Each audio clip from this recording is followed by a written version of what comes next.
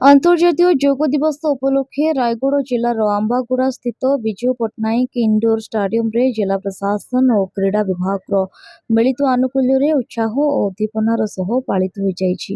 ଏହି ଅବସରରେ ଅତିରିକ୍ତ ଜିଲ୍ଲାପାଳ ସାଧାରଣ ଶ୍ରୀ ନବୀନ ନାୟକ, ଏସଡିସି ଅଧ୍ୟକ୍ଷ ଶ୍ରୀ ବିଦ୍ୟାଧର ସାବର, ଏସଡିସି ଉପାଧ୍ୟକ୍ଷା ଶ୍ରୀମତୀ ଅଞ୍ଜୁଳା ମିନିଆକା, जिला क्रीड़ा अधिकारी श्री शेख आलनूर, भारप्राप्त जिला सूचना लोकसंपर्क अधिकारी श्री देवराज टाकरी एवं भारप्राप्त जिला शिक्षा अधिकारी श्री भजनलाल माझी प्रमुख उपस्थित रही जोगर गुरुत्व उपरे मत व्यक्त करथिले। कार्यक्रम में अभिज्ञ योग प्रशिक्षक माने योगाभ्यासर विभिन्न आसन और प्राणायाम प्रदर्शन करथिले। ସେମାନଙ୍କ ନିର୍ଦ୍ଦେଶନାରେ ଉପସ୍ଥିତ ସମସ୍ତ ଅଂଶଗ୍ରହଣକାରୀ ଯୋଗାଭ୍ୟାସ କରିଥିଲେ। ଯୋଗ ଶରୀର ଓ ମନକୁ ସୁସ୍ଥ ରଖିବା ସହିତ ଜୀବନଶୈଳୀକୁ ସନ୍ତୁଳିତ କରିଥାଏ ବୋଲି ବକ୍ତାମାନେ ମତ ପ୍ରକାଶ କରିଥିଲେ।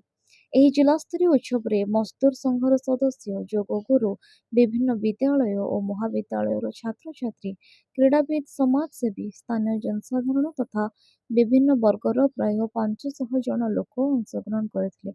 ସମସ୍ତେ ଏକାଠି ଯୋଗାଭ୍ୟାସ କରି ସୁସ୍ଥ ଜୀବନ ପାଇଁ ଯୋଗକୁ ଦୈନନ୍ଦିନ ଜୀବନର ଅଂଶ କରିବାକୁ ସଂକଳ୍ପ ନେଇଥିଲେ।